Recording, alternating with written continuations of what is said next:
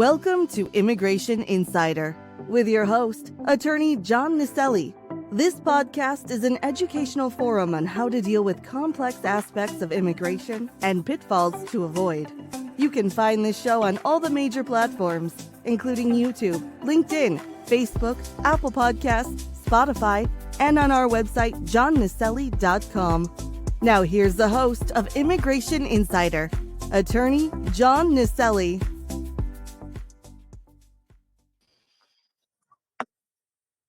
Good morning, everyone. I'm John Nicelli. I'm speaking to you from New York City, and I would like to tell you today about special visas that only apply to Mexican, Canadian, or Australian citizens. Many people, unfortunately, don't know about these visas, and unfortunately, are, because they're unaware, unable to even apply for anything that they may be eligible for. So basically, for Canadian citizens and Mexican citizens, they fall under the auspices of the United States-Mexico-Canada Agreement. That agreement was previously known as the North American Free Trade Agreement, or NAFTA, which many people know about.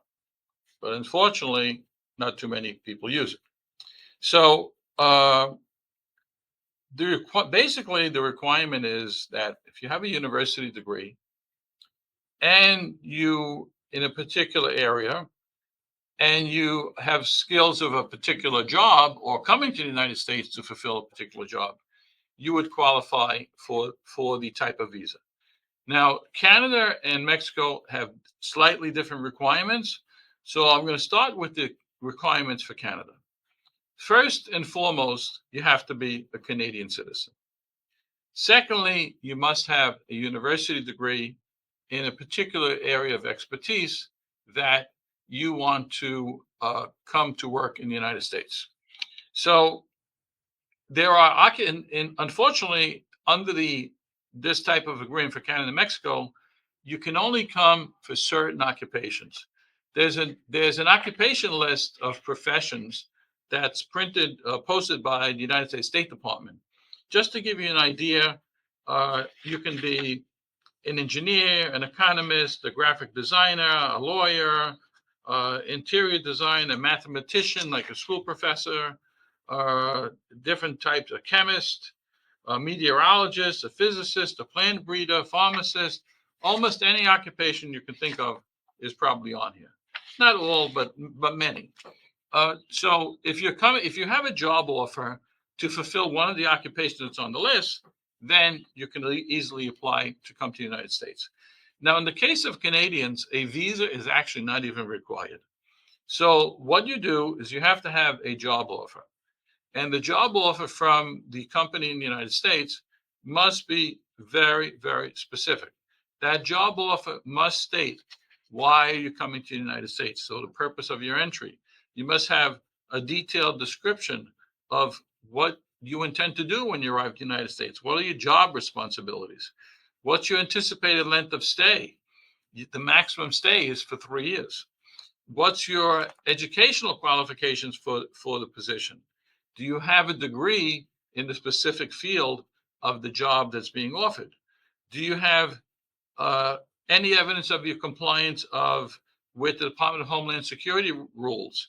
One of the rules is that you have to have a passport. Okay, if you don't have the passport, you're probably not coming. Can't have any criminal record, so you have to be just as honest as everybody else and have no bad background. And what arrangements have been made to be paid? You must be paid at what the United States would be considered the prevailing wage. You can't be paid a very low wage, far lower than any American would be paid for the same job, because you simply just won't be approved. All right, so that's the basic requirements. Now, when you apply, the way you apply is you'd have to go. You can do it in Canada. You can go to basically almost any port of entry or any place that they have what you call pre-flight inspection at airports, where U.S. immigration officials actually work in Canada. And what you would present to them is your passport, your birth certificate, your marriage certificate, your divorce decree if it applies, Your children's birth certificate, if they're joining you, any children under 21 could be included. And the bottom line is that it's very, very easy. You usually can get it within a few hours of applying at one of the airports or at the border post. They're generally a pretty, I would say, liberal in granting these types of visas if you meet the qualifications. But the job letter is what's critical. You must have that job letter, must be authentic, and realize that when you present a job letter to immigration authorities anywhere in the world, the first thing they're going to do is go on the internet to verify that. Maybe they'll go to Google Maps or something, or just to see exactly where the company is located. If they can view where it is, they may check the Better Business Bureau. There's different places that they can check online as to whether the company really exists. And they would also, many times, in addition to your bachelor's degree, if you have a foreign degree, they will want it evaluated. So an evaluation is obtained generally in the United States, and it's by evaluators who will determine if your degree is the equivalent of a United States university degree. So you can have a degree that may be called a bachelor's in Canada, but it may not be a bachelor's in the United States. So you got to make sure that that bachelor's degree is the equivalent of a United States bachelor's degree. Now, another thing that's very important is that you cannot use your work experience. If you don't have a university degree, you can't use a work experience in this particular case. Okay, you will not get you have to have the degree. Second thing is that spouses and children are included, children under 21, as I said. Also, there's no dual intent. So in other words, if you come to the United States, you'll be issued a visa generally for 3 years. You can renew it every 3 years for the rest of your life. It's not an issue. Sometimes issues come up where, what if a Canadian citizen or a Mexican citizen is married to a foreign national from a different country? So let's say you're Canadian or you're Mexican and you're married to someone from China, Argentina, Brazil, anywhere in Europe, anywhere in the world other than Canada or Mexico. Your spouse and your children under 21 will be allowed to enter the United States under the same type of visa.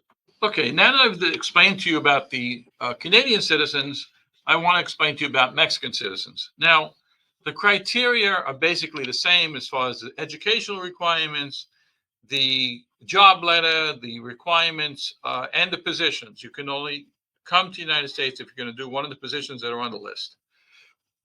Now, so the only difference with Canadians and Mexicans is that Mexicans must file for a visa.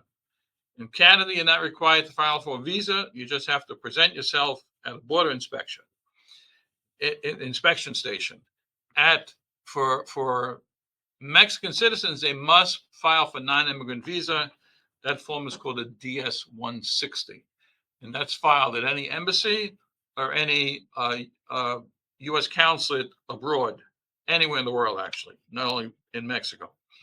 So if you're Mexican citizens, you can come, you meet the criteria, no problem. But you must file for that visa. And then once you issue the visa, you present that for inspection at a border post. So at the border or at an airport in the United States, you say, listen, I went to the consulate, I was approved for a visa, here's my visa, and then they will admit you into the United States.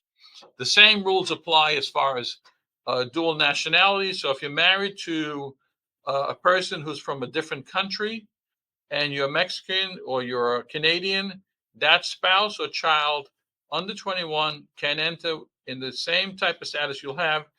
The only issue is that they are not allowed to work in the United States. Children can attend school, but spouses cannot work in the United States.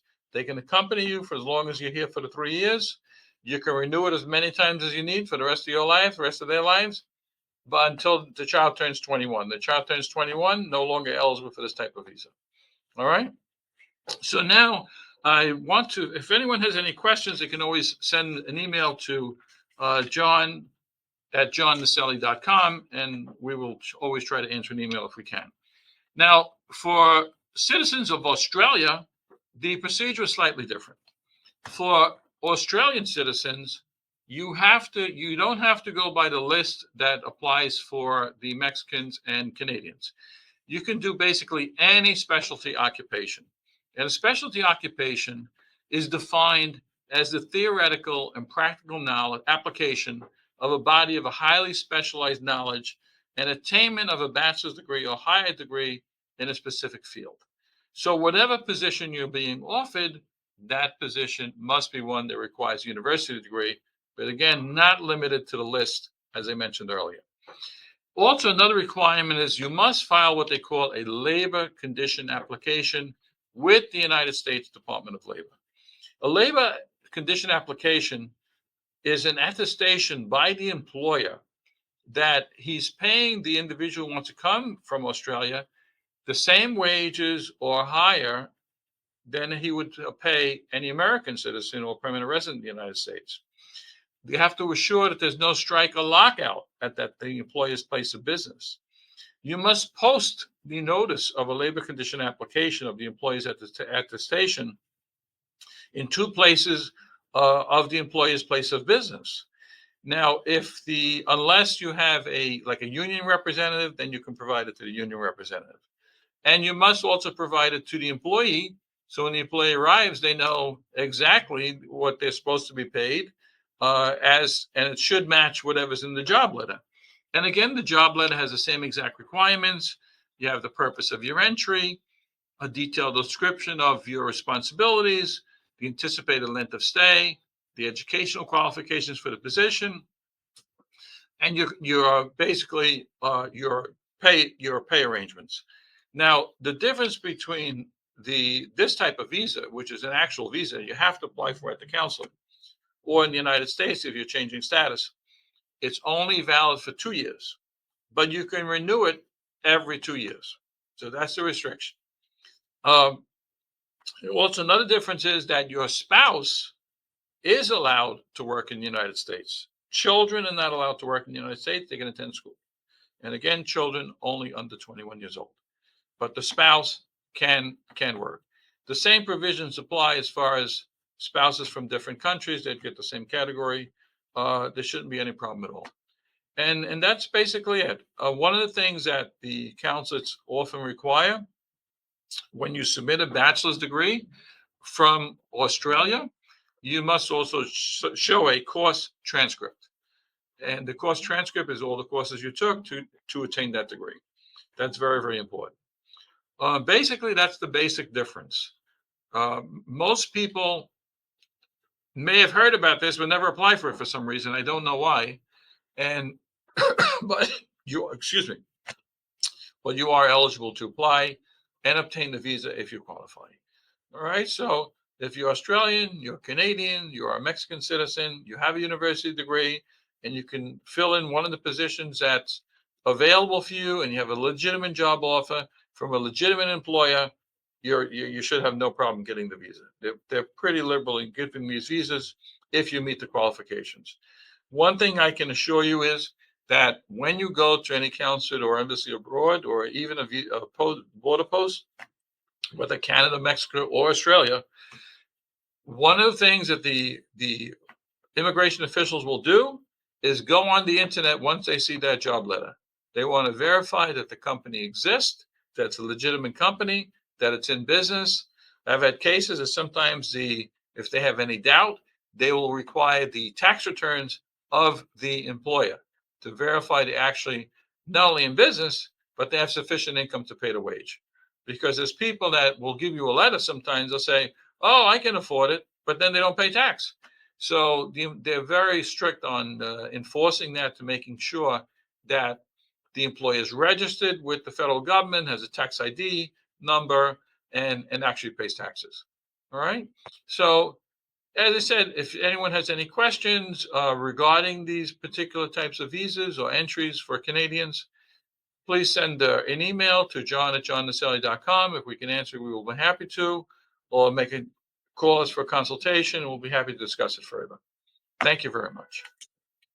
You've been tuning into Immigration Insider with your host, attorney John Nicelli. You can find this show on all the major platforms, including YouTube, LinkedIn, Facebook, Apple Podcasts, Spotify, and on our website, johnnicelli.com. Thank you for your positive reviews, comments, questions, and for sharing this show with others.